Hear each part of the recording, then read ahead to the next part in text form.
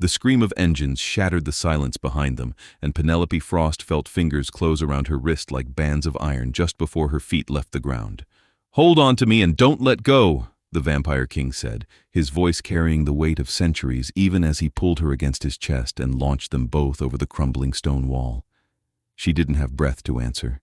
The world blurred into streaks of shadow and moonlight as Xavros Falkenberg moved faster than anything human had a right to move, faster than the motorcycles that roared through the abandoned industrial district behind them, faster than the bullets that sang past her head and struck sparks off the metal sidings of warehouses they passed in the space of heartbeats. Penelope clutched at his shoulders, her fingers digging into fabric that felt like silk but was stronger than Kevlar, and tried not to think about the fact that 3 hours ago she had been serving coffee to tired college students in a bookstore cafe, and now she was running for her life in the arms of someone who should not exist. The raiders had come out of nowhere. One moment she had been closing up, wiping down tables and humming along to the radio, and the next the windows had exploded inward in a spray of glass, and armed figures in tactical gear had poured through, shouting orders she couldn't understand. She had dropped behind the counter, heart hammering, reaching for her phone even though she knew the police would never arrive in time. Then he had appeared. White hair streaming behind him like a banner, skin pale as moonlight, eyes that burned with an amber light that seemed to come from somewhere beyond this world. He had moved through the raiders like water, like smoke, like death itself, and when the last of them had fallen or fled, he had turned to her with those impossible eyes and said, "They will come back with more. You need to come with me now." She should have refused, should have demanded answers, called for help, run in the opposite direction. But there had been something in his voice, in the way he looked at her, that made her believe he was telling the truth. That made her trust him even though every rational part of her mind was screaming warnings. So she had taken his hand, and he had led her out into the night, and within minutes the sound of engines had risen behind them, and the chase had begun. Now Xavros vaulted over a chain-link fence with her still pressed against him, landed without a sound on the other side, and immediately changed direction, cutting through what looked like an abandoned construction site. The motorcycles couldn't follow here, not through the maze of concrete pillars and half-built walls, but Penelope could hear them spreading out, circling, looking for another way in. "Who are they?" she gasped against his shoulder. "Raiders!" he said, as if that explained everything. His voice was barely strained, despite the fact that he was carrying her at a dead sprint through an obstacle course that would have killed a normal human. "Mercenaries, vampire hunters who work for the highest bidder. Someone wants you, and they hired the best to get you." "But I'm nobody," Penelope said. "I'm a college student. I work in a cafe. Why would anyone want me?" Xavros didn't answer immediately. He leaped across a gap between buildings that made her stomach drop, landed on a fire escape that groaned under their combined weight, and continued up the side of an old apartment complex with movements so fluid they seemed choreographed. "That," he said finally, his breath warm against her ear, "is what we need to find out." They reached the roof and he finally set her down, though he kept one hand on her arm as if afraid she might bolt. Penelope stood on shaking legs and looked back the way they had come. The industrial district spread out below them, a wasteland of rust and broken dreams, and she could see the raiders' vehicles prowling through the streets like hunting hounds searching for a scent. "Can they follow us up here?" she asked. "Not easily," Xavros said. He was scanning the horizon, his eyes that strange amber color that seemed to glow faintly in the darkness. "But they have resources. Technology. And if they're willing to attack you in the middle of the city, they're either desperate or very confident." Penelope wrapped her arms around herself. The night air was cold and she was still wearing her cafe uniform, a simple black shirt and jeans that offered no warmth against the wind that whipped across the rooftop. "I don't understand any of this. Vampires are real? Vampire hunters are real? Why is this happening to me?" Xavros turned to look at her, and for the first time she got a proper look at him. He was tall, easily over 6 feet, with features that seemed carved from marble, all sharp angles and perfect symmetry. His white hair fell to his shoulders, held back from his face by what looked like a thin silver circlet that she hadn't noticed before. He wore black, all black, but the cut of his clothing spoke of wealth and power, the kind of tailoring that cost more than she made in a month. And those eyes, God, those eyes. They looked at her with an intensity that made her feel like he could see straight through to her soul. "I am sorry," he said, and he sounded like he meant it. "I know this must be terrifying, but I swear to you on my honor, I will keep you safe. I will get you somewhere secure, and then I will find out why this is happening. Do you trust me?" "I don't even know you," Penelope said, but even as she spoke, she knew it wasn't entirely true. There was something about him, something that felt familiar in a way she couldn't explain, like recognition without memory. "My name is Xavros Falkenberg," he said. "I am king of the Nocturne Court, one of the 7 vampire courts that rule in the shadow of your human world. I have lived for 347 years, and in all that time I have never broken an oath. I swear to you now that I will protect you with everything I have. Will you trust me, Penelope Frost?" She started. "How do you know my name?" "I have been watching over you for 3 weeks," he said calmly, "ever since the first attempt on your life." "The first attempt?" Penelope felt the world tilting under her feet. "What are you talking about? There hasn't been any attempt on my life." "The car that nearly struck you on 5th Street, Xavros said. "The gas leak in your apartment building that was discovered just in time. The man who followed you home from campus and was found unconscious in the alley behind your building. All of those were attempts. All of them failed because I intervened." Penelope stared at him. She remembered the car, remembered how it had jumped the curb and missed her by inches. She had thought it was an accident, a drunk driver. And the gas leak had been all over the local news, presented as a near tragedy averted by an anonymous tip. The man in the alley she hadn't even known about. "Why?" she whispered. "Why would you protect me? Why would anyone want to kill me?" "I don't know yet," Xavros admitted. "But I intend to find out. Come, we need to keep moving. The raiders won't give up this easily." He held out his hand, and Penelope looked at it, pale in the moonlight, elegant and strong. She thought about refusing, about demanding to be taken to the police, to someone human who could help her make sense of this insanity. But she remembered the raiders' bullets, remembered the cold efficiency with which they had attacked, and she knew that human authorities wouldn't be enough. Whatever this was, it was beyond them. So she took his hand. Xavros smiled, and even in the midst of her terror, Penelope felt her heart skip a beat. "Good," he said. "Now hold on tight. We're going to move fast." He pulled her against him again, and she wrapped her arms around his neck, feeling the solid strength of him, the coolness of his skin even through his clothes. Then he was moving again, leaping from rooftop to rooftop, with her held secure against his chest, and the city became a blur of lights and shadows beneath them. They traveled for what felt like hours, but was probably only minutes, moving through parts of the city Penelope had never seen, places where the buildings grew older and stranger, where architecture from different centuries crowded together in impossible combinations. Finally, Xavros dropped down into a narrow alley and approached what looked like a blank brick wall. He pressed his hand against the bricks, and Penelope felt something shift in the air, a sensation like static electricity raising the hairs on her arms. The wall rippled and then dissolved, revealing a doorway that definitely hadn't been there a moment before. "Welcome to the Nocturne Court," Xavros said, and led her through. The space beyond was vast, impossibly vast given the size of the building they had entered. A grand hall stretched before them, all soaring columns and vaulted ceilings, lit by chandeliers that burned with a light that was somehow both warm and cold at the same time. The floor was polished marble that reflected everything like dark water, and the walls were hung with tapestries that depicted scenes of battles and celebrations that looked like they came from different centuries. And there were vampires. They stood in small groups or sat in alcoves, dozens of them, all with that same pale skin and regal bearing. Some had white hair like Xavros, others had black or silver or shades in between, but all of them turned to look as Xavros entered with Penelope in tow. The silence was immediate and absolute. "My king," a woman said, stepping forward. She was tall and willowy, her white hair braided in an elaborate crown around her head, her eyes a deep violet that seemed to shift like smoke. "You bring a human into the sanctum?" "I do, Lady Seraphine," Xavros said. His voice had changed, become colder, more formal. The warmth he had shown Penelope was gone, replaced by something hard and commanding. "This is Penelope Frost, and she is under my personal protection.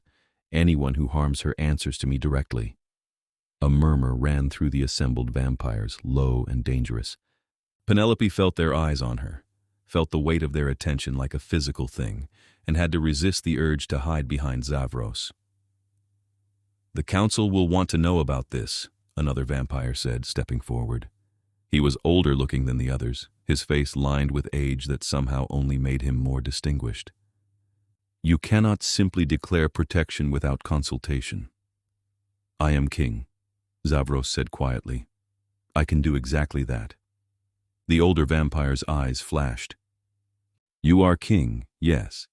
But even kings must answer to the council on matters that affect the entire court. Bringing a human here, claiming protection, these are not small things."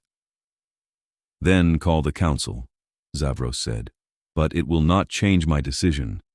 Penelope Frost is under my protection, and that is final." He turned and walked deeper into the hall, still holding Penelope's hand, and the other vampires parted before them like water before a ship's prow. Penelope could feel their stares burning into her back, but she kept her eyes forward, focusing on Xavros, on the strength in his grip and the certainty in his stride. They climbed a wide staircase and passed through corridors that twisted and turned in ways that seemed to defy the normal laws of architecture. Finally, Xavros pushed open a heavy wooden door and led her into what was clearly his private chambers. The room was enormous, decorated in dark woods and deep reds and golds. A fire burned in a massive fireplace despite the fact that it was summer outside. Bookshelves lined the walls, filled with volumes that looked ancient and valuable. A bed large enough to sleep 4 people dominated one corner, draped in black silk. "You'll be safe here," Xavros said, releasing her hand. "These rooms are warded. Nothing can enter without my permission." Penelope walked to the center of the room and turned in a slow circle, trying to process everything. "This is insane," she said finally. "This whole night is insane. I should be at home studying for my biology exam, not standing in a vampire king's bedroom." "I know," Xavros said. He moved to a cabinet and poured something amber into 2 glasses. "Here, this will help." Penelope took the glass and sniffed it cautiously. Brandy, she thought. She took a small sip and felt the warmth spread through her chest. "Okay," she said. "Okay, I need you to explain everything. Start from the beginning. What's happening to me? Why are people trying to kill me? And why do you care?" Xavros settled into a chair by the fire and gestured for her to take the one opposite. Penelope sat, grateful to be off her feet, and waited. "3 weeks ago," Xavros began, "I received word through one of my information networks that raiders had been hired for a job in this city. That alone was unusual. Raiders typically work internationally, targeting high-value subjects. For them to take a job here suggested something important was at stake." "And you thought it was me?" Penelope asked. "Not at first," Xavros admitted. "I began investigating, trying to find out who their target was, and then I saw you." Something in the way he said it made Penelope's breath catch. "What do you mean you saw me?" "You were leaving the cafe," Xavros said. His eyes were distant, remembering. "It was raining and you stopped to give your umbrella to an elderly woman waiting at the bus stop. Such a small kindness, but it told me something about your character. And then I looked closer, and I felt it." "Felt what?" "The mark on your soul," Xavros said softly. "Invisible to human eyes, invisible even to most vampires. But I am old, and I have studied the ancient magics. I could see it, faint as a whisper. Someone had marked you for death." Penelope set down her glass with a hand that trembled. "That's not possible. I don't have any enemies. I live a completely normal life." "Do you know who your parents were?" Xavros asked. "My parents?" Penelope frowned. "They died when I was a baby. Car accident. I was raised by my aunt." "And your aunt, is she still alive?" "She died 2 years ago. Cancer." Penelope felt the familiar ache of loss. "Why does this matter?" "Because I believe the answer to why you are being hunted lies in your bloodline," Xavros said. "Someone marked you, and someone hired the raiders to kill you." Both of those things require significant resources and knowledge of the supernatural world. The question is why. How do we find out? I have people researching your family history, Xavros said. Looking for any connection to the vampire courts, to magic, to anything that might explain this. In the meantime, you stay here where you are safe. Penelope stood and walked to the window. It looked out over what appeared to be a garden, though the plants she could see were like nothing she had ever seen before, all silvery leaves and flowers that glowed with their own light. I can't just hide here, she said. I have classes, work, a life. Your life is worth nothing if you are dead, Xavros said bluntly. The raiders will not stop. They have been paid, and they have a reputation to maintain. They will hunt you until they succeed, or until whoever hired them is eliminated. So what? I'm supposed to just stay in this room forever? No, Xavros said. He stood and came to stand beside her. You stay here until we find out who wants you dead and why. Then we deal with them, and you can go back to your life. Penelope turned to look at him. Up close, she could see details she had missed before. The way his pupils were slightly elliptical rather than round. The faint tracery of silver that seemed to run through his skin like veins of precious metal. The fact that his chest didn't rise and fall with breath. Are you really 347 years old? She asked. 348 in November, Xavros said. A hint of amusement touched his features. Why? You don't look it, Penelope said. You look maybe 30. I was turned when I was 32, Xavros said. I have looked this way ever since. What was it like? Penelope asked. Living that long? Xavros was quiet for a moment. Lonely, he said finally. Watching everyone you know grow old and die while you remain unchanged. Seeing the world transform around you, sometimes for better, sometimes for worse. Power helps. Purpose helps. But there is always the loneliness. Is that why you helped me? Penelope asked softly. Because you were lonely? I helped you because it was the right thing to do, Xavros said. And because when I looked at you, I felt something I have not felt in a very long time. What? He turned to meet her eyes, and the intensity in his gaze made her breath catch. Hope, he said. The moment stretched between them, charged with something Penelope couldn't name. Then there was a knock on the door, and Xavros turned away, the spell broken. Enter, he called. The door opened, and a young vampire stepped in. He had the same white hair and pale skin as the others, but his eyes were a bright green, and his face was animated in a way that seemed more human. My king, he said, bowing. The council requests your presence. They wish to discuss the human. Tell them I will attend them shortly, Xavros said. The young vampire bowed again and left. Xavros turned back to Penelope. I need to speak with the council. Will you be all right here alone for a short time? I think I can manage not to die for an hour or so, Penelope said dryly. Xavros smiled, and again she felt that strange flutter in her chest. There is food in the cabinet if you are hungry. Human food, he added. I keep it for visitors. The bathroom is through that door. Make yourself comfortable. I will return as soon as I can. He left, and Penelope was alone in the Vampire King's chambers. She spent the first few minutes just trying to process everything. Vampires, magic, ancient courts hidden beneath the modern world, raiders and death marks and supernatural bloodlines. It was like something out of a fantasy novel, except it was happening to her, right now, and there was no closing the book and walking away.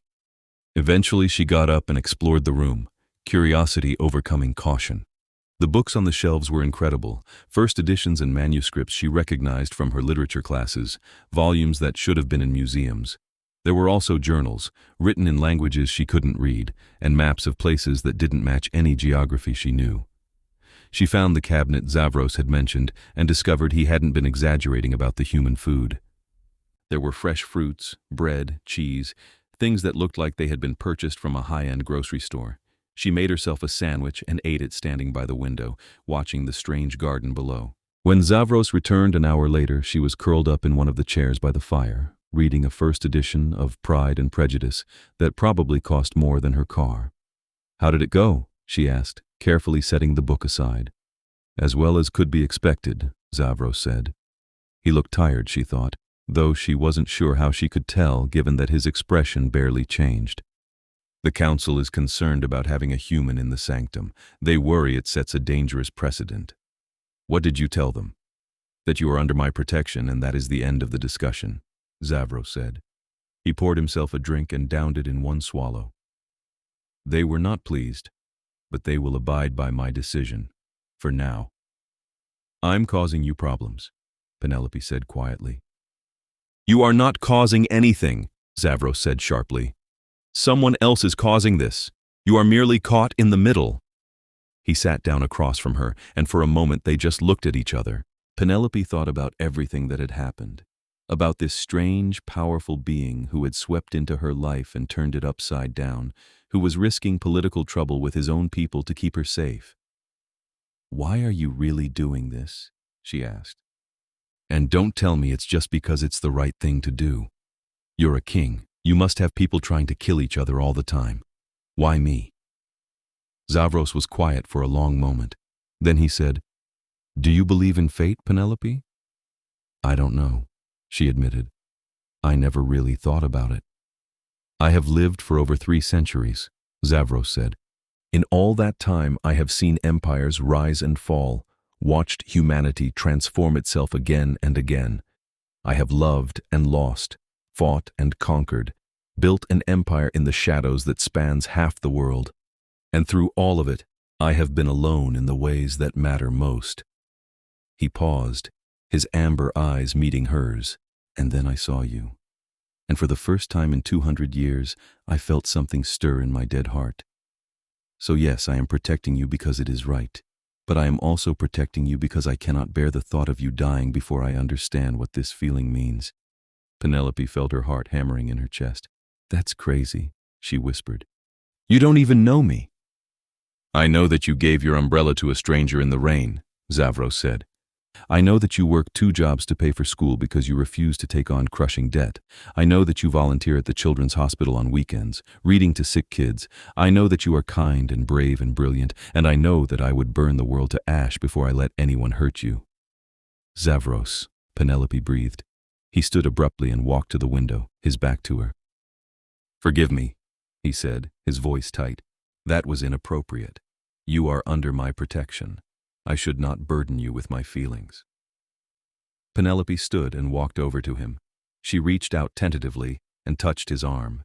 Even through the fabric she could feel the coolness of his skin, the inhuman stillness of him. What if I want to be burdened? She asked softly. He turned to look at her, and the expression on his face was raw, vulnerable in a way that made him seem suddenly much younger than his centuries. You cannot possibly understand what you are saying, he said. I am not human, Penelope. I am a predator, a monster by your kind's standards. I have killed, I have conquered, I have done things that would make you flee in terror if you truly understood. Then help me understand, Penelope said. Talk to me. Tell me about your world, your life. Let me decide for myself what I can and cannot handle. Xavros searched her face for a long moment. Then, slowly, he nodded. Very well, he said. Ask me anything. They talked through the night. Penelope asked questions and Xavros answered them, his voice steady and patient as he explained the hidden world that existed alongside humanity. He told her about the 7 vampire courts, each ruled by a king or queen who commanded territories that spanned continents. He explained the blood laws that governed vampire society, the ancient codes that prevented their kind from being discovered by the human world. He told her about his own turning, 3 centuries ago in the frozen north of Europe, when he had been a minor noble fleeing a political purge. How he had been found dying in the snow by a vampire lady who had seen something in him worth saving, how she had offered him the choice and he had taken it. He spoke of the early years, learning to control his new nature, discovering the powers that came with immortality. The speed, the strength, the heightened senses that made the world vivid and terrible and beautiful all at once. And the hunger, always the hunger, the need for blood that defined what he was. Do you kill people? Penelope asked. To feed? Not anymore, Xavros said. There are other ways now. Blood banks, donors who consent to our taking. The old ways, the hunting and killing, they are forbidden by the blood laws. We learned centuries ago that to prey openly on humans was to invite our own destruction. Better to live in the shadows, to take what we need without causing death. But you have killed, Penelope said. It wasn't a question. Yes, Xavros said. He met her eyes steadily. I have killed many people, Penelope. In war, in defense, in execution of those who broke the laws. I will not lie to you about what I am. I appreciate that, Penelope said. She should have been terrified, she thought. Should have been running for the door. But instead she felt oddly calm, as if some part of her had already accepted this new reality and moved on to processing it. What about daylight? She asked. Can you go out in the sun? No, Xavros said. Sunlight is death to our kind. Even a few seconds of exposure causes terrible burns. A minute would kill me. And crosses? Holy water? Mythology, Xavros said with a slight curve of his lips. We are not demons, Penelope. We are simply a different form of life. Holy symbols have no power over us, nor does running water or garlic or any of the other superstitions your kind has invented. Can you turn into a bat? Penelope asked, and was rewarded with a genuine laugh. No, Xavros said, though I can move fast enough that sometimes humans see only a blur and assume we can fly. The transformation myths are just that, myths. They talked until the sky outside began to lighten with the approach of dawn, and Xavros stood and moved away from the windows, retreating deeper into the room where the shadows were thickest. You should sleep, he said to Penelope. The bed is yours. I do not need it. Where will you sleep? Penelope asked. I do not sleep as you do, Xavros said. I enter a state of rest during the day, but I do not require a bed for it. I will be here, watching over you. You are safe. Penelope looked at the massive bed and then back at him. That seems unfair, she said. It's your bed. I can sleep on the couch or something. Absolutely not, Xavros said. His voice carried the ring of command. You are my guest and under my protection. You will take the bed. Penelope recognized that tone. She had heard it when he faced down the other vampires in the hall. This was not a suggestion or a request. This was the vampire king speaking, and he expected to be obeyed. Fine, she said. But this is weird. You know that, right? This whole situation is completely insane. I know, Xavros said. And there was warmth in his voice again, the warmth he seemed to reserve just for her. Sleep, Penelope. Tomorrow we will continue searching for answers. She climbed into the bed, still wearing her clothes from the cafe, and pulled the silk covers over herself. They were cool and soft against her skin, and despite everything that had happened, despite the strangeness and the danger and the impossibility of it all, she felt safe. As her eyes drifted closed, she saw Xavros settle into the chair by the fire, his amber eyes gleaming in the darkness, watching over her like a guardian from ancient legend. And she slept. When Penelope woke, the room was dark, all the curtains drawn tight against whatever daylight existed outside. For a moment, she was disoriented, unsure where she was, and then memory came flooding back, and she sat up with a gasp. Xavros was there immediately, moving from the shadows by the window to her side so quickly she didn't see the transition. Are you all right? He asked, concern clear in his voice. I'm fine, Penelope said. Just forgot where I was for a second. She pushed her hair back from her face. What time is it? Early evening, Xavros said. You slept for nearly 12 hours. 12 hours? Penelope scrambled out of bed. I need to call my roommate. She's going to be freaking out. And I missed class and work. Oh God, they probably fired me. Your roommate believes you went to visit a sick friend in another city, Xavros said calmly. I had one of my people send her a text from your phone explaining that you would be gone for a few days.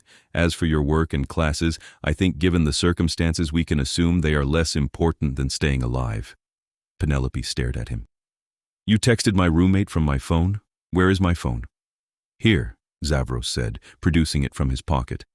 I apologize for the invasion of privacy, but it was necessary to prevent difficult questions. Penelope took the phone and scrolled through the messages. Sure enough, there was a whole conversation with her roommate Maya, explaining about a friend named Jennifer who was sick and needed help, apologizing for the short notice, promising to be back soon. It was written in her style, casual and friendly, completely believable. "This is really invasive," she said. "I know," Xavros said. "I am sorry, but your sudden disappearance would have raised alarms. This way, you have time to resolve the situation without worrying about mundane concerns." He was right, Penelope knew, even if she didn't like it. "Fine," she said, "but no more going through my stuff without asking." "Agreed," Xavros said. There was a knock on the door, and the same young vampire from before entered, carrying a tray. "My king," he said with a bow, "I brought food for your guest." "Thank you, Dmitri," Xavros said. Dmitri set the tray on a table and bowed again before leaving. Penelope walked over and found what looked like a complete dinner, perfectly prepared and still hot. Roasted chicken, vegetables, fresh bread, even a small dessert. "Do you have a kitchen here?" she asked. "We maintain one for occasions when we have human guests," Xavros said. "It is not used often, but my people are skilled enough." Penelope sat and ate, suddenly ravenous. Xavros watched her with an expression that was hard to read, something between amusement and longing. "Do you miss it?" Penelope asked between bites. "Food?" "Sometimes," Xavros admitted. "I remember the taste of things, the pleasure of a good meal. But blood sustains us now in ways that food never could. It is a trade." "When do you need to feed?" Penelope asked. The question felt intimate somehow, but she needed to understand. "I fed 2 nights ago," Xavros said. "I can go a week between feedings if necessary, longer if I ration my strength, though it is not pleasant." "Where do you get blood?" "We have arrangements with several hospitals and blood banks," Xavros said. "They provide us with supplies in exchange for generous donations and certain other services. It is all very civilized." "But you said you used to hunt," Penelope pressed. "What was that like?" Xavros was quiet for a long moment. "Intoxicating," he said finally. "The chase, the capture, the taste of fresh blood still warm with life. It was powerful, primal, everything that our nature demands. But it was also terrible. Taking a life to sustain your own, seeing the fear in someone's eyes as you drained them. I do not miss it." Penelope finished her meal and pushed the plate away. "Thank you for being honest with me," she said. "I know it can't be easy, telling me all this." "You deserve the truth," Xavros said. "If you are to stay here under my protection, you need to understand what we are." "Have you learned anything about why I'm being hunted?" Penelope asked. "My researchers are still working," Xavros said. "But there is someone I think you should meet, someone who might have answers." "Who?" "Her name is Isolde Morgrave," Xavros said. "She is the oldest vampire in my court, nearly 800 years old. She has studied the ancient magics longer than anyone I know. If anyone can tell us about the mark on your soul, it is her." "Okay," Penelope said. "When do we see her?" "Now, if you are ready," Xavros said. Penelope stood and looked down at herself. She was still wearing her cafe uniform from yesterday, rumpled and stained. "I don't suppose you have any clean clothes I could borrow?" Xavros smiled. "I took the liberty of having some things brought for you. They are in the wardrobe." Penelope opened the heavy wooden wardrobe and found it full of clothes in her size. Jeans, shirts, even a few dresses. All of them clearly expensive, the kind of quality she could never afford on her own. "How did you know my size?" she asked. "I am very observant," Xavros said. There was a hint of amusement in his voice. Penelope grabbed jeans and a simple sweater and looked at Xavros expectantly. He raised an eyebrow, then, understanding, crossed his face and he turned his back. "Of course. I will wait in the hall." When he was gone, Penelope changed quickly, marveling at how well everything fit. There was even a hairbrush and basic toiletries in the bathroom, and she took a few minutes to make herself presentable. When she emerged, Xavros was waiting, and the look in his eyes when he saw her made her pulse quicken. "Ready?" he asked. "Ready," Penelope said. He offered her his arm, and after a moment's hesitation, she took it. They left the chambers and walked through the twisting corridors of the sanctum. Other vampires passed them, all of them bowing to Xavros and staring at Penelope with undisguised curiosity. "They're not happy I'm here, are they?" Penelope murmured. "They are concerned," Xavros said. "Humans are not typically allowed in the sanctum. It is a security risk and a breach of tradition. But they will adjust." They descended several flights of stairs, going deeper into the complex than Penelope would have thought possible. The air grew cooler and the architecture older, the polished marble giving way to rough-hewn stone that looked like it came from medieval times. Finally, they reached a heavy iron door covered in symbols that seemed to writhe in the torchlight. Xavros knocked 3 times and then pushed it open. The room beyond was part library, part laboratory, part something else entirely. Shelves crammed with books and scrolls covered every wall. Tables held beakers and strange instruments, crystals and herbs and things Penelope couldn't identify. In the center of it all sat an old woman. Except she wasn't old, Penelope realized. She had white hair like all the vampires, but her face was smooth and unlined, her skin that same pale perfection. Only her eyes looked ancient, deep violet pools that held the weight of centuries. "Xavros," the woman said without looking up from the book she was reading. "You bring the girl?" "I do, Isolde," Xavros said.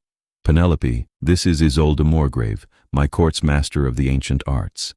"Hello," Penelope said uncertainly. Isolde finally looked up, and those ancient eyes fixed on Penelope with an intensity that made her want to step back. "Come here, child," Isolde said. "Let me see you properly." Penelope walked forward until she stood before the seated vampire. Isolde reached out and took her hand, turning it palm up, tracing the lines with one finger. "Interesting," Isolde murmured. "Very interesting indeed." "Can you see the mark?" Xavros asked. "Oh yes," Isolde said. "Clear as day to anyone who knows how to look. Death magic, old and powerful. Whoever placed this mark knows their craft." "What does it do?" Penelope asked. "It makes you a beacon," Isolde said. "Anyone with the proper knowledge can track you, find you no matter where you hide, and it weakens the natural protections of your soul, makes you vulnerable to certain kinds of attack." "Can you remove it?" Xavros asked. "Perhaps," Isolde said. "But first we need to understand why it was placed. The signature is familiar somehow, but I cannot quite place it." She looked at Penelope thoughtfully. "Tell me, child, what do you know of your ancestry?" "Not much," Penelope admitted. "My parents died when I was a baby. My aunt raised me, but she never talked much about the family history."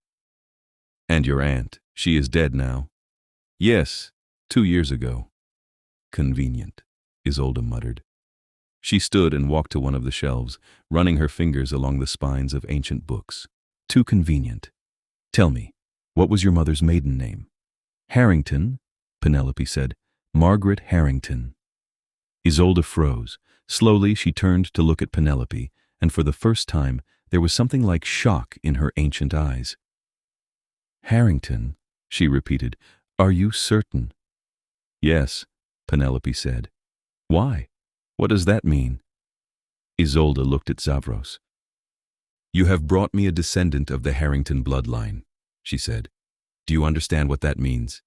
"Explain," Xavros said, his voice sharp. Isolde returned to her seat and folded her hands. "The Harringtons were a human family with a unique gift. They were blood mages, capable of manipulating life force itself. For generations they worked with the vampire courts, serving as mediators and healers. But 200 years ago the bloodline was thought to have ended." "What happened to them?" Penelope asked.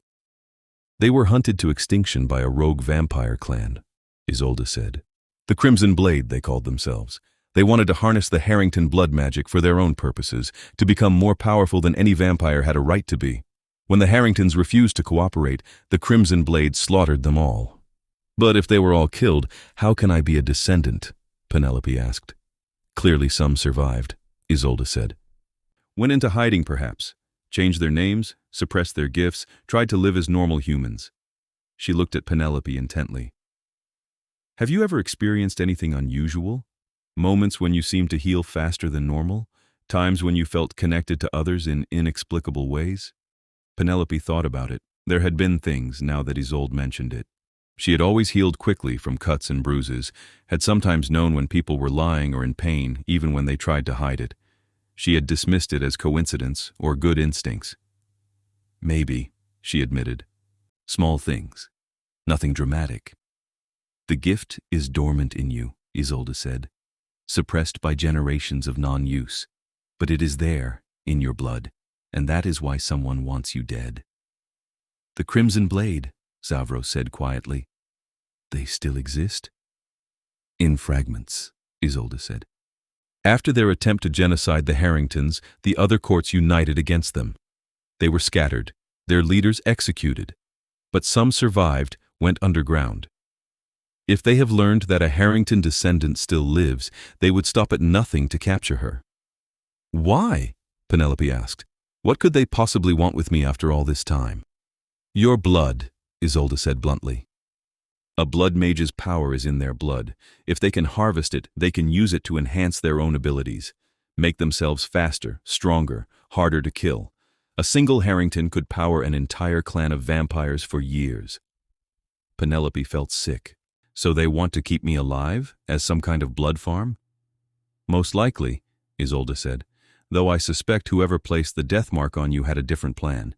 They want you dead before the Crimson Blade can claim you. Who would want that? Xavros asked. That, Isolde said, is an excellent question. There was a commotion from somewhere above them, raised voices and the sound of running feet. Xavros's head snapped up and his expression darkened. Stay here, he commanded, and then he was gone, moving so fast he seemed to simply vanish. Penelope looked at Isolde. What's happening? Nothing good, Isolde said. She stood and began gathering items from her shelves, placing them in a leather bag. The sanctum is warded against intrusion, but if someone managed to breach the defenses, we may need to move quickly. The door burst open and Dmitri stumbled in, his face pale even by vampire standards. They are here, he gasped. The raiders. They found the sanctum. Impossible, Isolde said sharply. The wards should have held against any human force. They have a mage with them, Dmitri said.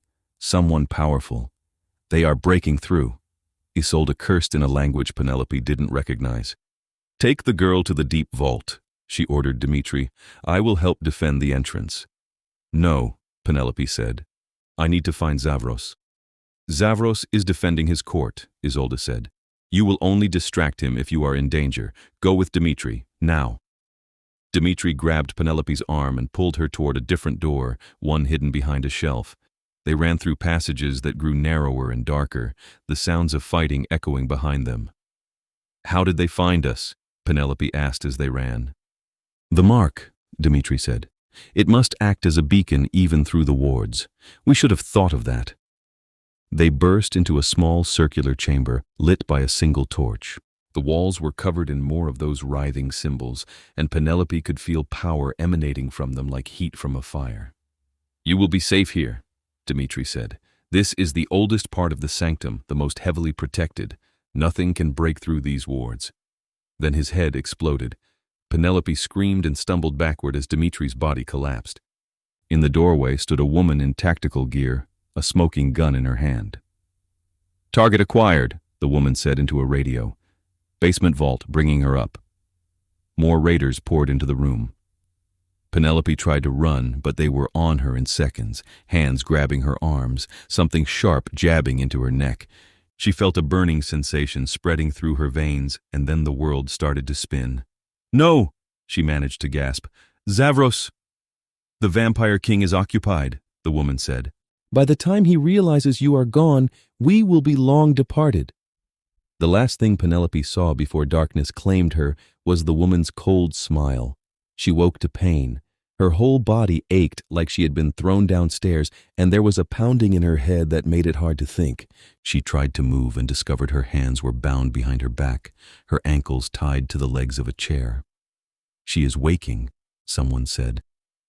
Penelope forced her eyes open and immediately regretted it, as harsh fluorescent light stabbed into her brain. She was in some kind of warehouse, all concrete and exposed pipes. Men and women in tactical gear stood around her, and sitting in a chair opposite her was a man in an expensive suit. "Miss Frost," the man said pleasantly. "So good of you to join us. My name is Victor Thorne. I represent certain interests that have a stake in your future." "Where am I?" Penelope croaked. Her mouth was dry as sand. "Somewhere safe," Thorne said. "Somewhere the vampires cannot easily reach. We do not have much time, so let us be direct. You are a descendant of the Harrington bloodline. You possess blood magic that could be invaluable to the right buyer. We intend to auction you to the highest bidder." "You're insane," Penelope said. "I am practical," Thorne corrected. "The Crimson Blade would pay a fortune for you, but they are not the only interested party. There are mages who would kill for access to blood magic, vampire clans who would enslave entire cities to possess such power. You, Miss Frost, are worth more than you could possibly imagine." "Xavros will find me," Penelope said with more confidence than she felt. "He will kill all of you." "Perhaps," Thorne said, "but the Vampire King, powerful as he is, cannot be everywhere at once, and we have taken precautions." He gestured, and one of the raiders brought forward a metal case. Thorne opened it to reveal syringes filled with a silvery liquid. "Purified silver," Thorne explained. "Toxic to vampires even in small amounts. Anyone who tries to rescue you will be met with enough firepower to kill an army of the undead. So you see, you are quite secure." "What do you want from me?" Penelope asked. "Nothing yet," Thorne said. "For now, you simply need to survive until the auction. After that, you become someone else's problem." He stood and walked toward the door.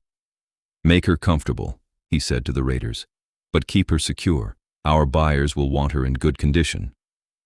The door closed behind him, and Penelope was left with the raiders. They didn't speak to her, just checked her bonds and then took up positions around the room, watching her with dead eyes. Penelope closed her eyes and tried to think. The bonds were tight, too tight for her to slip free. Even if she could get loose, she was surrounded by armed mercenaries in a building she didn't know, and Xavros had no way to find her, no way to know where they had taken her, unless the mark worked both ways. Isolde had said the mark made her a beacon, that anyone with the proper knowledge could track her. Xavros had found her before, had known when she was in danger. Maybe, just maybe, he could feel the mark himself. She focused on that thought, on the memory of Xavros's face, his voice, the strength of his arms around her as they fled through the city. She thought about the way he had looked at her when he spoke of hope, the intensity in his eyes when he swore to protect her. She didn't know if it would work, didn't know if he could hear her somehow through whatever mystical connection the mark created. But she tried anyway, pouring everything she had into a single desperate thought. "Please find me. Please." Hours passed. The raiders changed shifts. Someone brought her water and made her drink it, though she wanted to refuse. She needed to stay strong, stay alert, wait for any opportunity. Then the lights went out. There was a moment of perfect silence and darkness. Then someone screamed. The emergency lights kicked in, bathing everything in a sickly red glow. Penelope saw one of the raiders on the ground, throat torn open, blood spreading in a pool beneath him. The others were shouting, raising their weapons, firing at shadows that moved too fast to track. And then Xavros was there. He appeared in the center of the room like a nightmare made flesh, his white hair wild around his face, his eyes burning with amber fire. Blood stained his clothes and his lips, and when he bared his teeth, Penelope could see fangs that looked sharp enough to tear through steel. "You took what is mine," he said, and his voice was like death itself. The raiders opened fire and Xavros moved.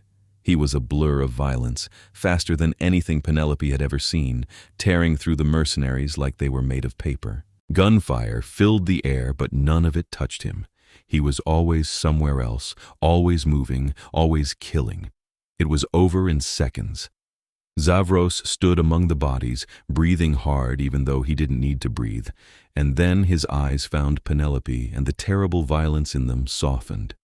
"Penelope," he said, and suddenly he was at her side, tearing through her bonds with his bare hands. "Are you hurt?" "I'm okay," Penelope said. Her voice was shaking. "How did you find me?" "I will always find you," Xavros said fiercely. He pulled her into his arms and held her so tight it almost hurt. "I am sorry. I failed to protect you. The raiders breached the sanctum with magic we could not anticipate. By the time we drove them back and I realized you were taken, nearly 3 hours had passed." "You're here now," Penelope said. She buried her face against his chest and let herself shake. "That's what matters." "We need to leave," Xavros said. "There will be more of them. This was just a holding facility." He lifted her in his arms and carried her through the warehouse. Bodies littered their path, and Penelope tried not to look at them, tried not to think about the fact that Xavros had killed all these people to save her. They emerged into a night that was dark and cold. Xavros leaped to the roof of the building, and Penelope saw they were somewhere industrial, far from the city center. "Hold on to me and don't let go," Xavros said, and the words sent a jolt of recognition through her. "What?" she asked. "They are coming," Xavros said, and she heard it then. Engines, motorcycles, and cars converging on their position. "Hold on tight. We are not out of this yet." Penelope wrapped her arms around his neck, and Xavros began to run. They leaped from rooftop to rooftop as the raiders gave chase below, motorcycles screaming through the streets, trying to track them. Gunfire erupted again, and Penelope felt Xavros jerk as a bullet struck him. "Are you all right?" she gasped. "I will heal," Xavros said through gritted teeth. "Just stay close." They ran through the night, the raiders pursuing relentlessly. Penelope lost track of where they were, could only hold on and trust that Xavros knew what he was doing. He was breathing hard now, she realized. Actually tired. However many raiders he had killed, it had cost him strength he had not yet recovered. "There," he said suddenly, and changed direction. They dropped into an alley, and Xavros pulled open a manhole cover, gesturing for her to climb down. Penelope didn't hesitate. She grabbed the ladder and descended into darkness. Xavros followed and pulled the cover closed above them just as the sound of engines filled the alley. They were in the sewers, standing in water that came up to Penelope's ankles. It was pitch black, but Xavros took her hand and led her forward confidently. "There is a tunnel that leads back to the sanctum," he explained quietly. "An emergency route. We will be safe once we reach it." They walked through the darkness for what felt like forever. Above them, Penelope could hear the raiders searching, could hear them calling to each other in frustration. But they didn't find the manhole, and eventually the sounds faded. Finally, Xavros stopped. "Here," he said. His hands found a section of wall and pushed, and a door opened that Penelope would never have seen in the blackness. Light spilled through, warm and golden. They stepped into a passage that was clearly part of the sanctum, all polished stone and elegant architecture. Other vampires were there immediately, exclaiming in relief, asking questions. "Later," Xavros said curtly. "Penelope needs rest. Isolde, attend me in my chambers." He led Penelope through the corridors and back to his rooms. The moment the door closed behind them, he pulled her into his arms again, holding her like he was afraid she might disappear. "I thought I had lost you," he said against her hair. "When I realized you were gone, when I could not find you immediately, I thought I had failed." "But you didn't," Penelope said. She pulled back to look at him. "You found me. You saved me." "This time," Xavros said. His eyes were anguished. "But they will keep trying. As long as that mark exists, as long as your blood holds power, you will never be safe." There was a knock on the door, and Isolde entered. She looked grim. "The raiders who attacked the sanctum are all dead or fled," she reported.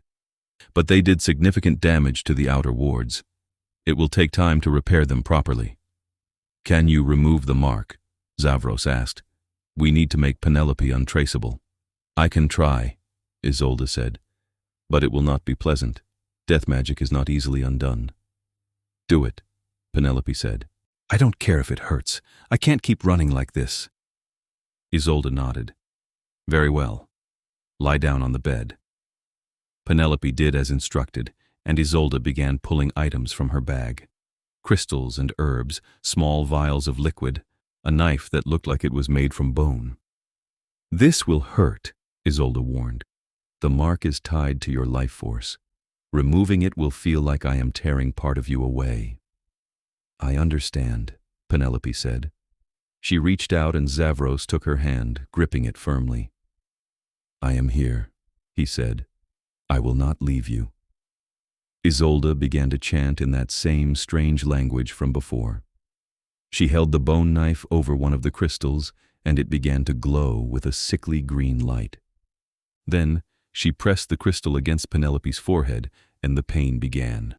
It felt like fire spreading through her veins, like every nerve in her body was being flayed open. Penelope tried to scream, but no sound would come out. She could only grip Xavros's hand and endure as Isolde worked, her chanting growing louder, the crystal burning brighter. Then, suddenly, it was over. Penelope gasped for breath, her body shaking with aftershocks.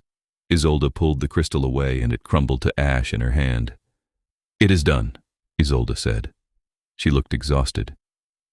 "The mark is removed. She can no longer be tracked through magical means." "Will they still come after her?" Xavros asked. "Almost certainly," Isolde said.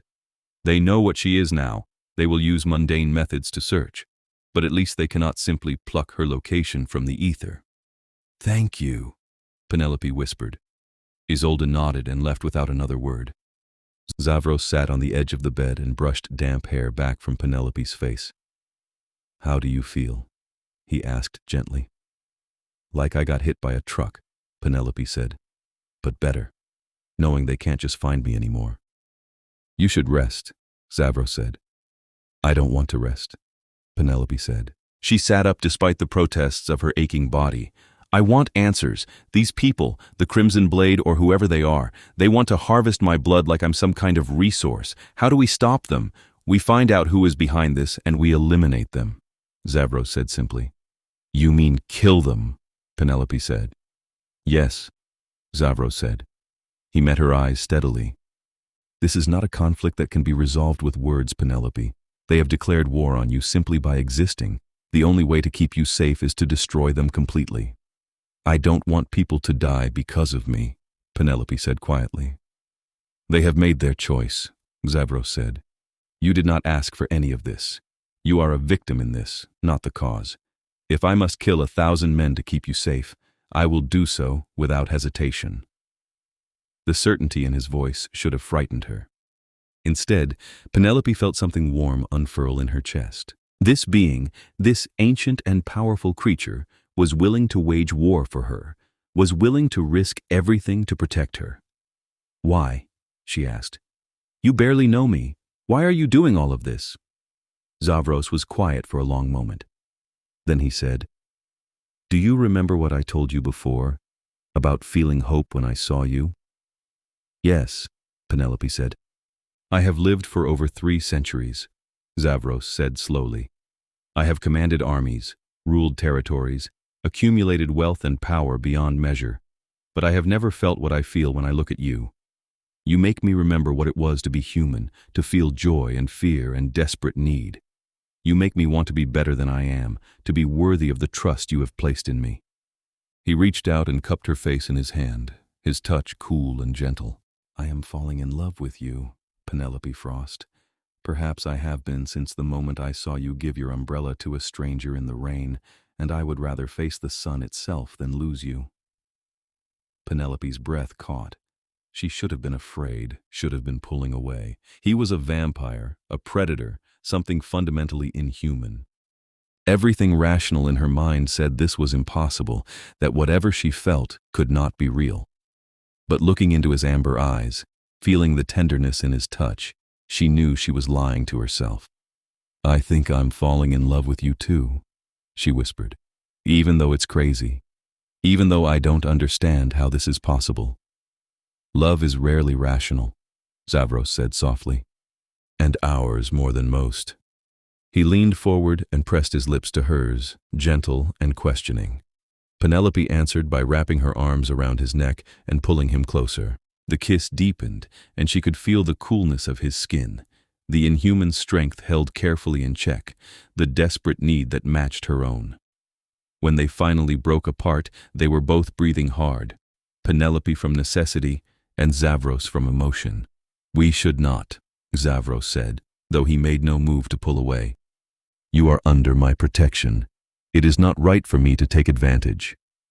"You're not taking advantage," Penelope said. "I want this. I want you." "You deserve someone better," Xavros said. "Someone who can give you a normal life, marriage, children, growing old together. I can offer none of those things."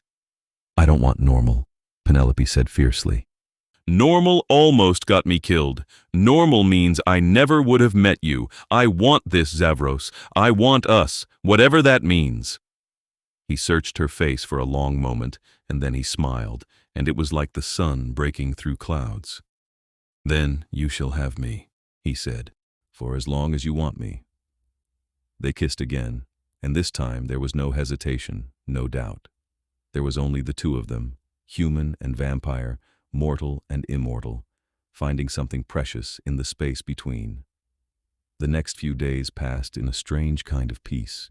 Xavros's people worked to repair the wards and track down any information about who had hired the raiders. Penelope stayed in the sanctum, learning about the vampire world, slowly becoming comfortable in this strange new reality. Xavros spent every spare moment with her. He showed her the libraries and told her stories of the book's origins. He introduced her to members of his court who gradually began to accept her presence. He taught her about vampire politics and history, patiently answering her endless questions. And at night, when the sanctum grew quiet, they would sit together by the fire in his chambers and talk until dawn, learning each other's thoughts and dreams and fears. Penelope discovered that beneath the regal bearing and commanding presence, Xavros was thoughtful and kind, with a dry sense of humor that caught her off guard. He was protective to the point of being overbearing sometimes, but he listened when she called him on it and tried to give her space. For his part, Xavros seemed fascinated by everything about her. He wanted to know her opinions on art and politics and philosophy, her favorite foods and books and music. He asked about her childhood, her dreams for the future, the small moments that had shaped who she was. It was during one of these conversations that Isolde arrived with news. "We have found them," she said without preamble. "The remnants of the Crimson Blade. They are gathered in an old monastery about 50 miles north of the city." Xavros was on his feet immediately. "How many?" "Perhaps 20 vampires," Isolde said. "And their human servants. They have fortified the location, but our scouts believe it is vulnerable to a coordinated attack." "Then we attack," Xavros said.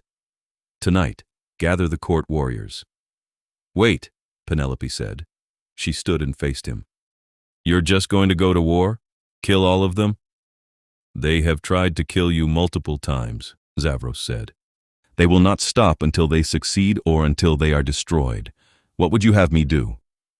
"Talk to them," Penelope said. "Find out if there's another way." "There is no other way," Xavros said flatly. "The Crimson Blade does not negotiate. They are fanatics who believe blood magic is their right to claim. They will never leave you in peace." "But killing them makes you no better than they are," Penelope argued. "I do not claim to be better," Xavros said. His voice was hard. "I am a vampire king. I do what is necessary to protect what is mine." "I'm not a thing to be possessed," Penelope said sharply. Xavros's expression softened. "That is not what I meant. Forgive me. But Penelope, you must understand. In my world, in the vampire world, this is how conflicts are resolved. We do not have courts of law. We do not have peaceful mediation. We have power, and we use it to protect our own." "Then your world is broken," Penelope said quietly. She saw the words hit him like a physical blow. Xavros stood silent for a long moment, and then he turned to Isolde. "Leave us," he said. Isolde bowed and departed. When they were alone, Xavros walked to the window and stared out at the impossible garden below. "You are right," he said finally. "Our world is broken. We are creatures of violence and blood, trapped in patterns that were old when Rome fell. We fight and kill and dominate because that is what we have always done." He turned to look at her. But you make me want to be better than that. You make me hope that perhaps there is another way. Penelope walked over to him. Then find it, she said. You're a king. You have power. Use it to try something different. Xavros was quiet, thinking. Then he said, Very well, I will try. But I need you to understand that if diplomacy fails, if they threaten you again, I will not hesitate to destroy them. Your life is worth more to me than any principle. I understand, Penelope said. She took his hand. Thank you for trying. The next night, Xavros traveled to the monastery with Penelope and a small escort of his best warriors. The building was ancient and crumbling, perched on a hilltop overlooking dark forests. Torches burned in the windows and Penelope could see figures moving inside. They know we are here, one of the warriors said. His name was Lucian, and he was Xavros's second in command, a vampire nearly as old as Isolde, with silver hair and cold gray eyes. They will be prepared for an attack. We are not attacking, Xavros said. Not yet. Lucian, you and the others wait here. Penelope and I will go in alone. My king, that is madness, Lucian protested. They could kill you both. If they wanted me dead, they would have tried long before now, Xavros said. No, they want Penelope alive, and they want something from me. Let us find out what. He took Penelope's hand, and they walked up the path to the monastery's entrance. The door swung open before they reached them, and a vampire stepped out. He was tall and gaunt, with white hair that fell in a ragged mane around his face. His eyes were red, not amber or violet, or any of the other colors Penelope had seen. Just red, like fresh blood. Xavros Falkenberg, the vampire said. His voice was like gravel. You dare enter our sanctuary. I dare whatever I choose, Constantine, Xavros said. You and your crimson blade have attacked what is mine. I have come for answers and restitution. The girl is not yours, Constantine said, his red eyes fixed on Penelope. She is Harrington blood. She belongs to all vampire kind. She belongs to no one but herself, Xavros said coldly. She is under my protection, which you have violated. Give me one reason why I should not end you and all your clan here and now. Because we have information you need, Constantine said. He smiled and his fangs were stained dark. About who placed the death mark on the girl. About who else wants her dead. Xavros went very still. Explain. Come inside, Constantine said. Let us talk like civilized beings. They followed him into the monastery and Penelope felt her skin crawl. The place reeked of old blood and older magic. Vampires lined the walls, watching them with hungry eyes. She stayed close to Xavros, trusting him to protect her if things went wrong. Constantine led them to what had once been the monastery's chapel. The religious iconography had been torn down and replaced with symbols Penelope didn't recognize, all sharp angles and crimson paint. At the far end, sitting on what looked like a throne made of bones, was an old woman. Not a vampire, a human. Ancient and withered, her skin like parchment, her eyes milky with cataracts. This is Mother Corvina, Constantine said. She is the last of the blood witches, those who once served the Harringtons. Mother Corvina lifted her head, and somehow Penelope knew those blind eyes could see her perfectly. A Harrington, the old woman croaked. I thought the line was ended. As did we all, Constantine said. But she lives, and with her the old power. You placed the death mark, Xavros said to the old woman. You tried to have her killed. No, Mother Corvina said. I placed the mark, yes, but not to have her killed, to hide her. I don't understand, Penelope said. Mother Corvina gestured for them to come closer. Reluctantly, Penelope approached. The old woman reached out and took her hand, her grip surprisingly strong. Your family survived the purge, Mother Corvina said. A few scattered members went into hiding, suppressed their gifts, tried to live as humans, but there were those who knew, who remembered. Powerful beings who would stop at nothing to claim Harrington blood. Like who? Xavros demanded. The elders, Mother Corvina said. The first vampires, those who were old when Rome was young. They were the ones who commanded the Crimson Blade to hunt the Harringtons, who wanted to monopolize blood magic for themselves. When they learned a Harrington had been found, they ordered her death, rather than let any other vampire claim her power. "But you put the death mark on me to hide me?" Penelope asked. "How does that make sense?" "The mark was not meant to kill you," Mother Corvina said. "It was meant to scramble your magical signature, make you impossible to track accurately. I placed it when you were a child, after your parents were killed." "You knew my parents?" Penelope breathed. "I knew your mother," the old woman said. "Margaret came to me when she realized the elders were hunting her. She begged me to protect you. I did what I could, but it was not enough. The elders found her anyway and engineered the accident that killed her and your father." Tears stung Penelope's eyes. "So it wasn't an accident." "I am sorry, child," Mother Corvina said. "Your aunt knew some of the truth, enough to keep you hidden. But when she died, the protections began to fail. The elders sensed you and sent their agents. That is when the attempts on your life began."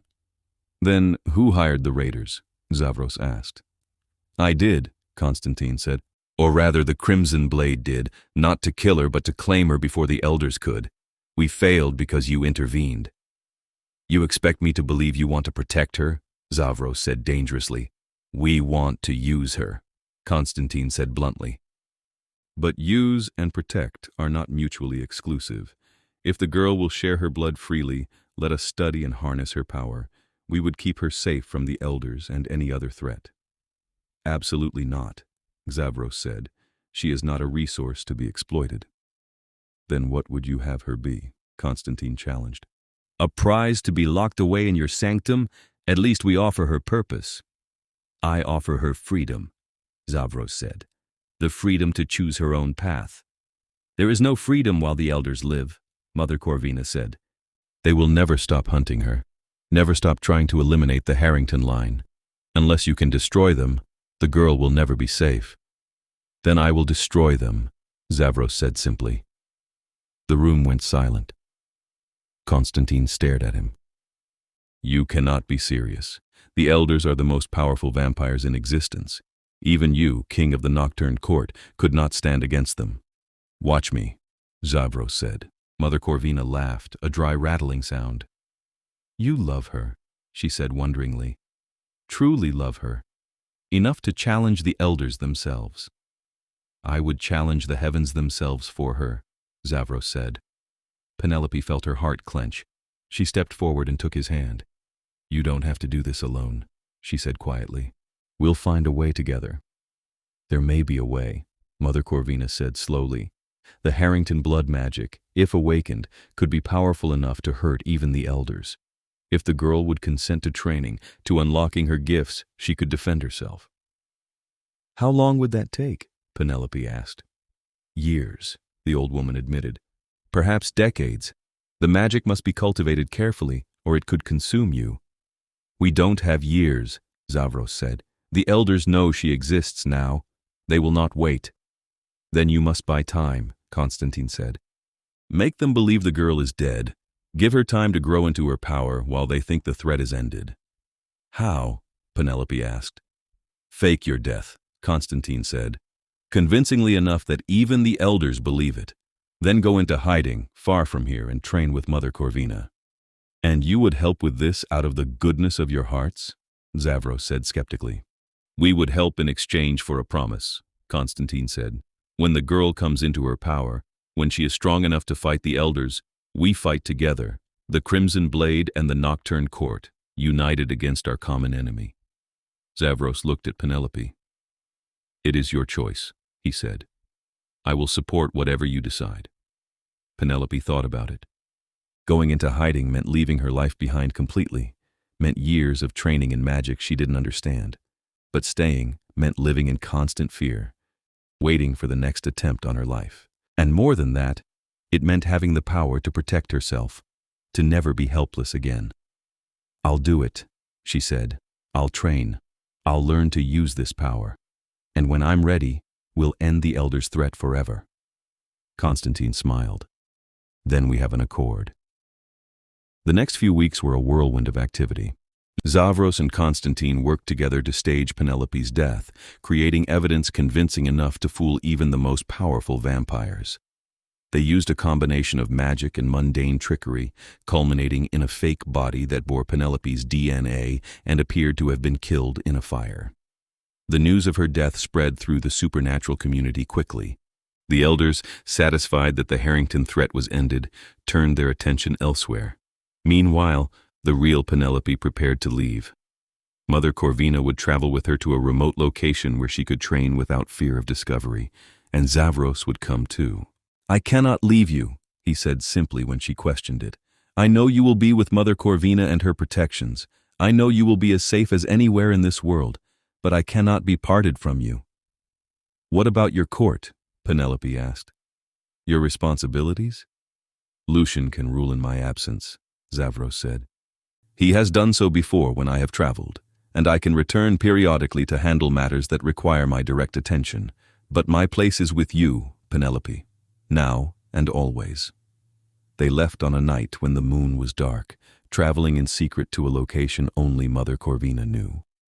It was a house in the mountains, ancient and isolated, surrounded by wards that made it invisible to magical detection. For the first time since this all began, Penelope felt like she could breathe. The training was hard, harder than anything she had ever done. Mother Corvina pushed her to her limits every day, teaching her to feel the blood magic flowing through her veins, to shape it and direct it. Penelope learned to sense life force in the world around her, to manipulate it in small ways at first and then larger. She learned to heal wounds with a touch, to sense deception, to bolster or weaken the strength of others. She learned that blood magic was not evil or good, but simply power, and that how she used it would define what it became. Xavros was her constant companion and support. On the days when the training left her exhausted and frustrated, he would hold her and remind her why she was doing this. On the days when she succeeded, when she managed to do something she had thought impossible, he would celebrate with her like she had conquered the world. And slowly, carefully, their relationship deepened. They talked about what their future might look like, about the challenges of a human loving a vampire. Xavros was honest about the difficulties, about the fact that he would never age while she grew old, about the fact that they could never have children, that she would have to choose eventually between a mortal life and becoming a vampire herself. "I don't need to decide that now," Penelope said. "Right now, I just need to know that you'll be with me." "Always," Xavros promised. Months became a year, then 2 years. Penelope's power grew, and she began to understand the scope of what she could do. She could heal mortal wounds, could drain or restore life force, could even, Mother Corvina claimed, eventually learn to extend her own life indefinitely without becoming a vampire. "The Harringtons were never meant to be immortal like vampires," the old woman explained. "But they could live for centuries, aging so slowly it was imperceptible. That is why the elders feared them. They were humans who could match vampires in longevity and surpass them in certain kinds of power." In the 3rd year, Mother Corvina declared that Penelope was ready. "You have mastered the basics and more," the old woman said. "You will continue to grow stronger with practice, but you now have the power to defend yourself against most threats, even the elders." "Then it's time," Penelope said. She looked at Xavros. "Time to end this." They sent word to Constantine and Lucian, calling them to a meeting. The leaders of the Crimson Blade and the Nocturne Court gathered at the mountain house to plan their assault on the elders. "There are 5 of them," Constantine said, laying out maps on the table. "They each control vast territories and have armies of loyal vampires. To attack them directly would be suicide." "Then we do not attack directly," Xavros said. "We draw them out, make them come to us." "How?" Lucian asked. "We let them know that Penelope Frost is alive," Xavros said, "that she has mastered her gifts and is ready to challenge them. The elders' pride will not allow them to ignore such a threat. They will come to eliminate her personally." "That's using her as bait," Lucian said, frowning.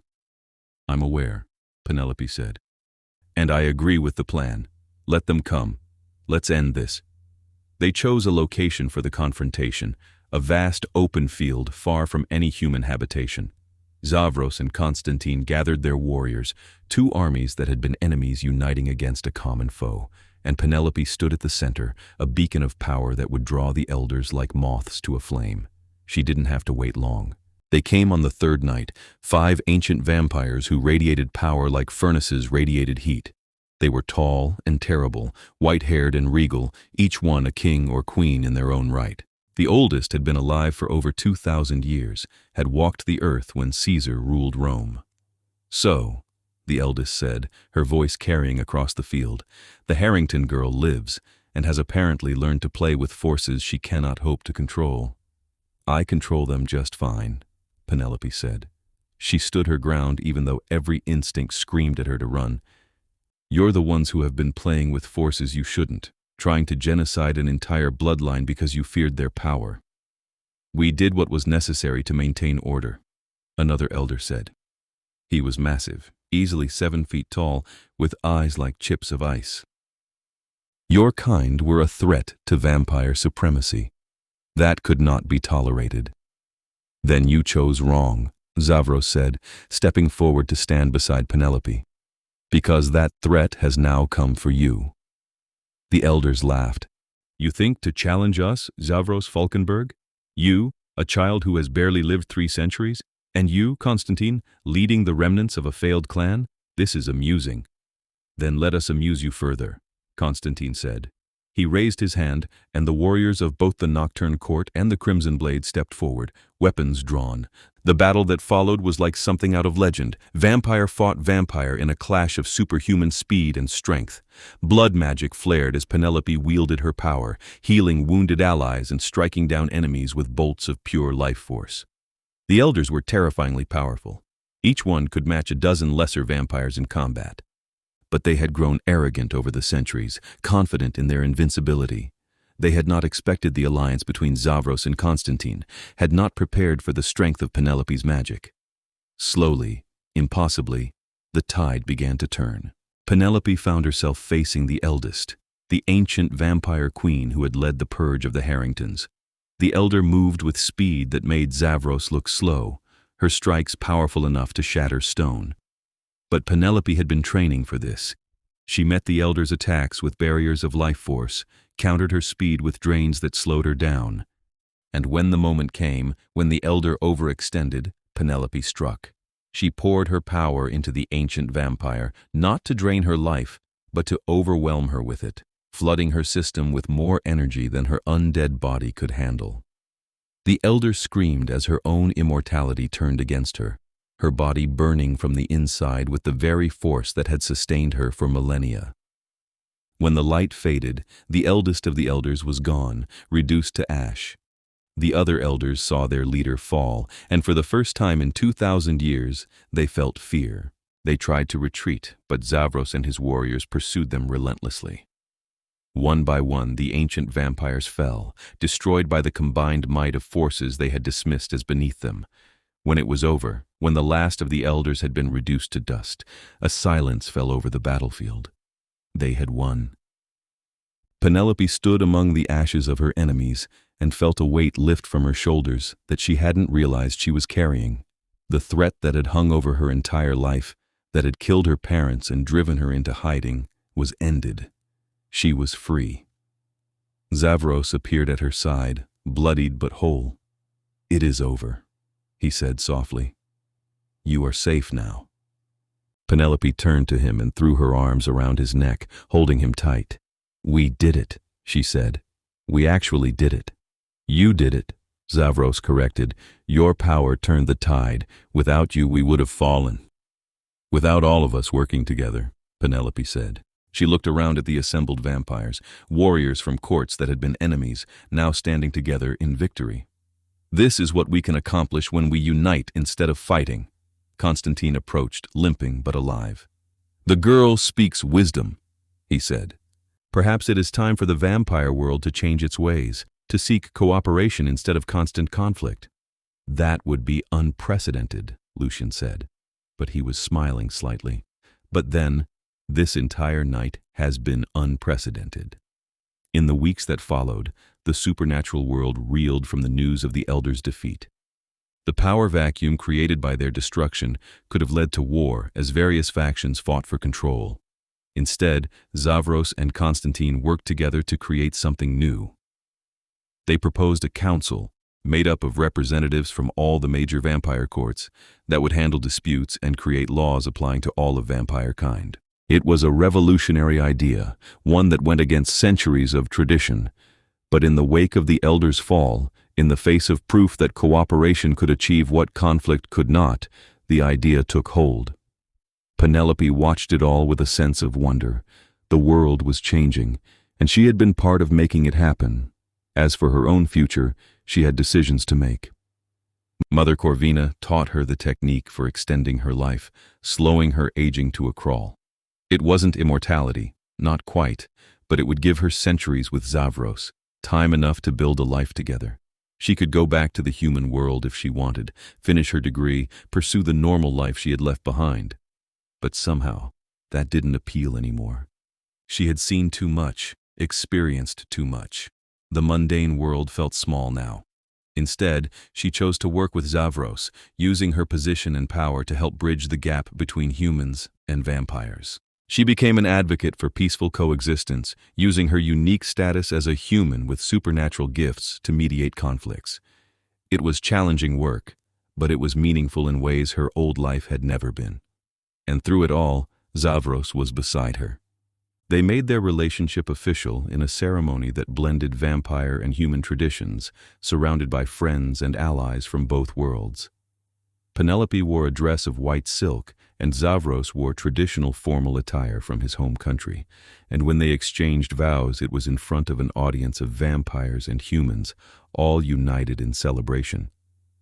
"I promise to love you," Penelope said, her voice steady as she looked into his amber eyes. "In this life, and whatever comes after, to stand with you through whatever challenges we face, to be your partner, your friend, your love, for as long as we both shall exist." "I promise to protect you," Xavros said, "to cherish you, to honor the trust you have placed in me, to build a world worthy of you, where our love can flourish without fear, to be yours, completely and eternally, until the stars themselves burn out." They kissed to thunderous applause, and Penelope felt joy so profound it brought tears to her eyes. This was her life now, strange and impossible and absolutely perfect. Years passed.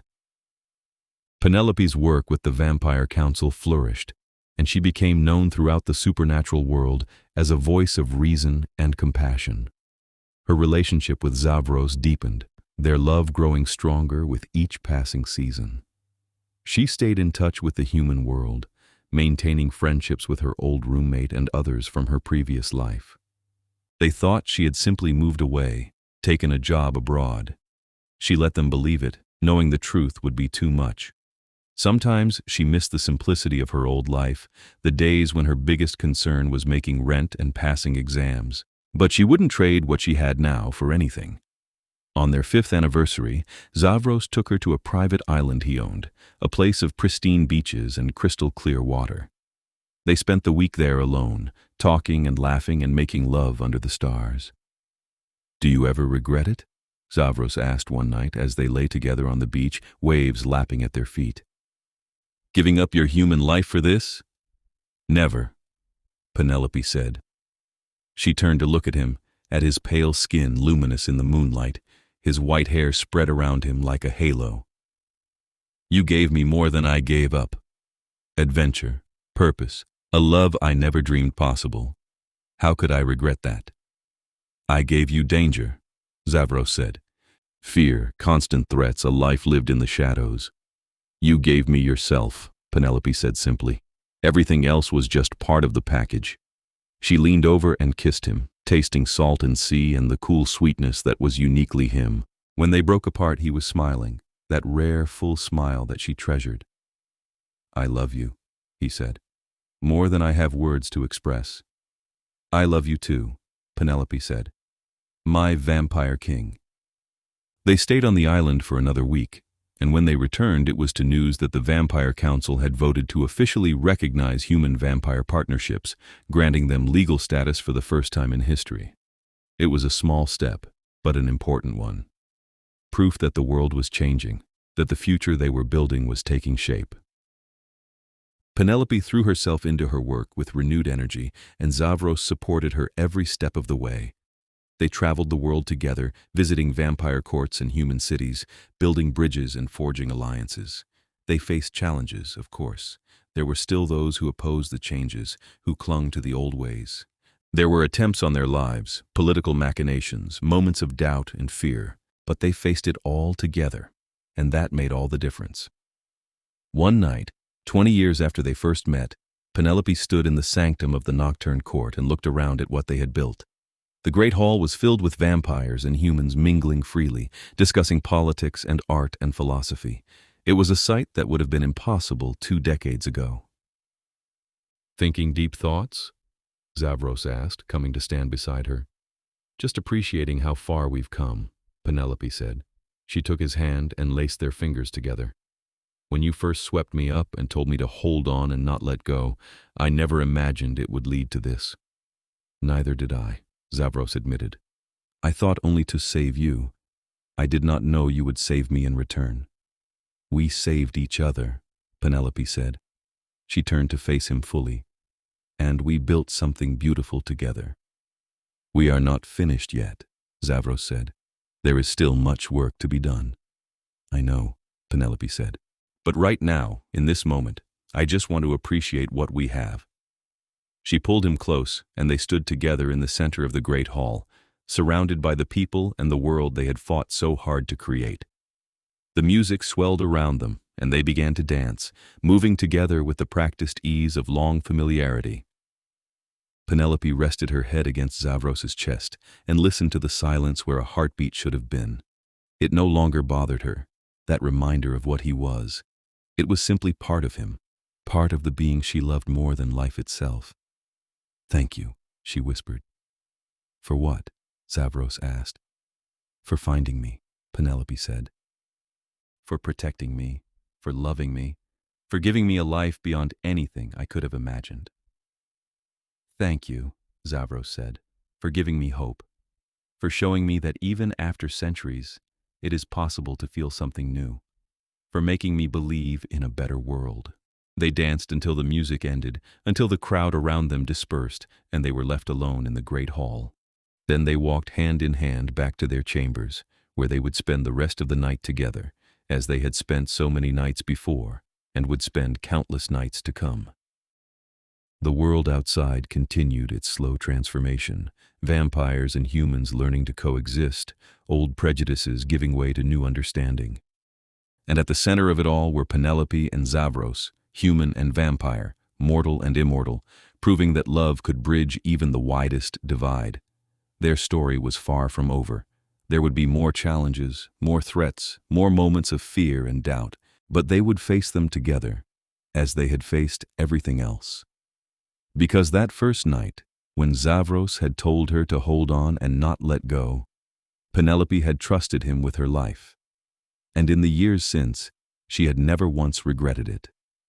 They had found in each other something precious and rare, a love that transcended the boundaries of species and mortality, that grew stronger with each passing year instead of fading.